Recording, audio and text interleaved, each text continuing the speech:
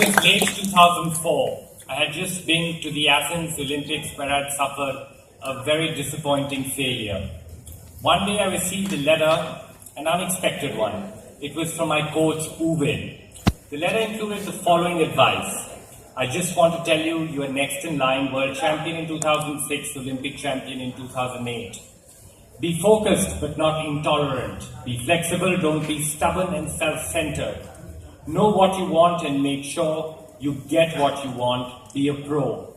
At the end, it's only a game, but it's also the best school of life. Never look back, always ahead. Dealing with that disappointment of Athens defined the rest of my shooting career. Receiving this letter was a turning point of sorts because it reminded me why I was in this sport, what I dreamt for, and what it meant to me to follow this passion. Friends, I'm honored to have been invited to address all of you at this wonderful event. My thanks to the IIT Kanpur for making it possible for me to come and address all of you.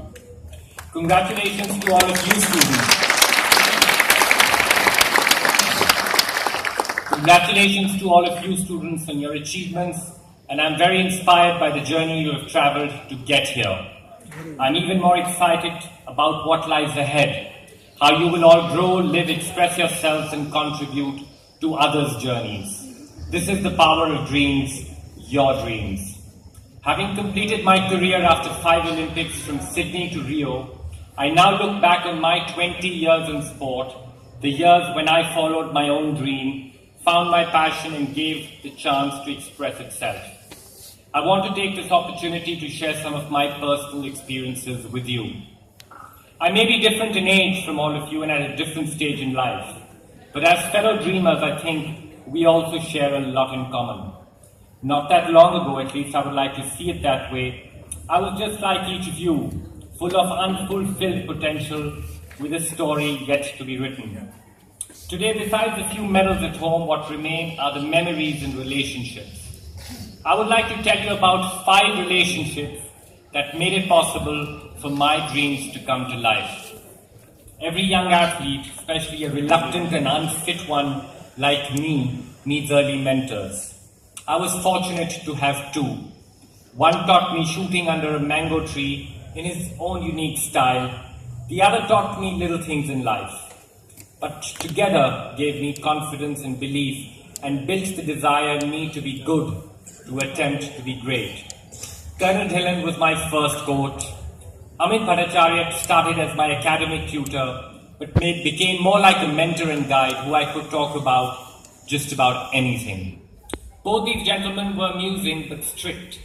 They supported the big things like fighting with my teachers, to give me time off to compete, to the little things which together got me the freedom I craved for.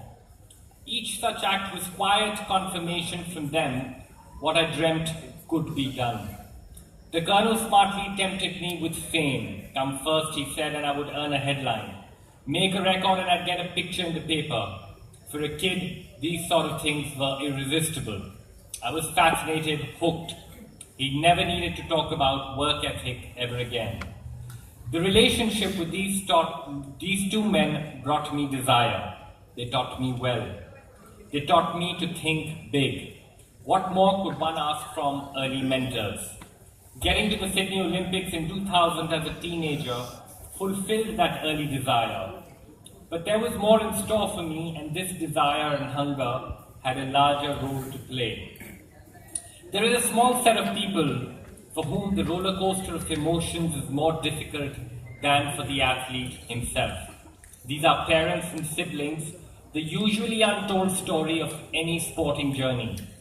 The athlete has control of his or her game. The family has nothing other than blind faith. My family took that blind faith to great extremes. When I was little, my mother, an organized woman, had my day planned to the minute. As I grew, she traveled with me for weeks on end to dreary Germany and stayed with me, washed my clothes, cooked for me in little motels as I tried to perfect my art. No questions asked. My dad was probably the only one whose dreams were bigger than mine. He acted on those dreams until I had my own.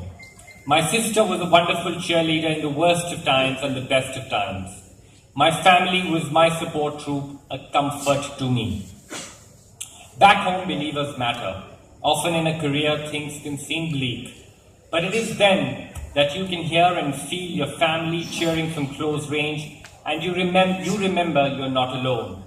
Besides providing for me materially, my family backed me to the hilt in spirit. Their faith taught me to trust. Teaching one how to trust is a unique gift very few can give us. Sport was the bridge on which my family helped me build this. Eventually, I had to trust myself, my equipment, even the floor I stood on. That process started at home. My desire kept us all going. I had a poor finish in the shooting final at Athens, even though I thought I did everything right.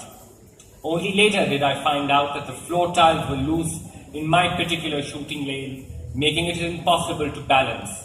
Coming back from an incident like that at an Olympics needed desire, needed trust. But then I had the desire and I was learning how to trust, sometimes against and despite the odds. I was not a natural shooter, I was not a natural anything. I didn't have athleticism or coordination or balance. But what I did have was persistence. As a kid, I used to buy aircraft and car models and painstakingly construct them with my father helping out. One tiny part after another, never skipping a detail. In shooting, this is essential, a gradual systematic accumulation of knowledge. The ability to repeat and focus on the smallest of details. In my mind, it was an interest, a quirk, even while all other kids were out playing. It was only much later when I started working with my professional coaches, Gabby, Hines and Uwe, did the penny drop. The beauty of life is that there is a passion that's right for every one of us. Mine was sport shooting, and I felt that it belonged to me and I belonged to it. My coaches remain the people I asked for about any important decision even today, from the big decision to the little things about life. These are relationships that transformed me and gave me faith in myself and the sense of belonging and identity.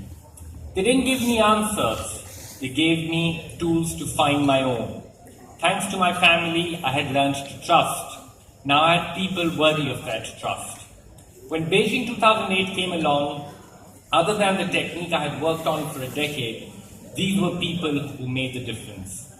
At the beginning of a career and through most parts of it, most of us live for fame and personal glory. But once those are achieved, you realize that these are actually transient and less exciting than you actually thought they were.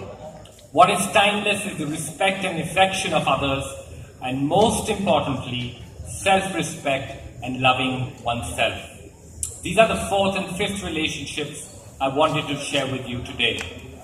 Winning the Olympic gold medal in 2008 at Beijing gave me perspective and helped me understand my country, my fellow citizens, and what gives them meaning. In the feedback and congratulations from my fellow Indians, I began to recognize that personal achievement has much greater and broader significance. When it remains as potential, it is very personal, but ultimately achievement itself is about much more than oneself. It is about bringing desire, trust and belief and making it count for others.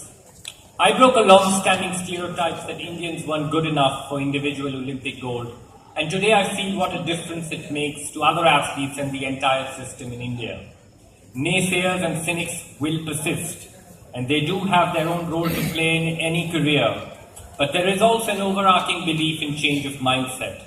My goal has come to life and it is not mine alone. My passion sport helped me recognize my role in my larger context and gave me an otherwise shy and reserved person a way to connect with others. This event is one of those occasions too. After winning gold, I was still a seeker and it took me 2 more Olympics to hang up my boots before I knew I had given it my all. London in 2012 and Rio in 2016 closed the loop and gave me what I was looking to seek most. Not another medal, but self-respect and closure. Once again, it was my sport that gave me a lens to know myself, my body, my mind, my emotions, to make them work for me, to know what I wanted of myself.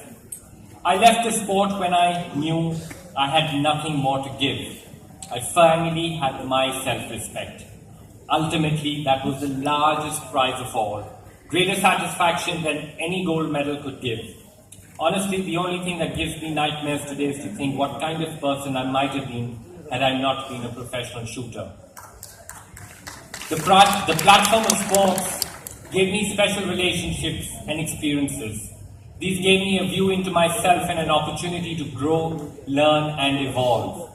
It is the greatest part of finding one's passion and then finding the people who will be there for you when you pursue it. Each of you will have different interests, and you have the wonderful support of IIT who have lit the fire within you. As I end this evening, I would like to appreciate all of you for having that self-belief. It will make all the difference. Whatever might your dream, your passion, give it all that it asks of you, your commitment and dedication. Invest in relationships that the pursuit of your dreams bring you. The ones that make you uncomfortable, challenge you, tease you, upset you, these are often the most valuable ones. Be there for each other in good times and bad. Regardless of how much you end up achieving, and may it be a lot, you will have memories, relationships, experiences. It is more than a fair bargain. Thank you all for listening.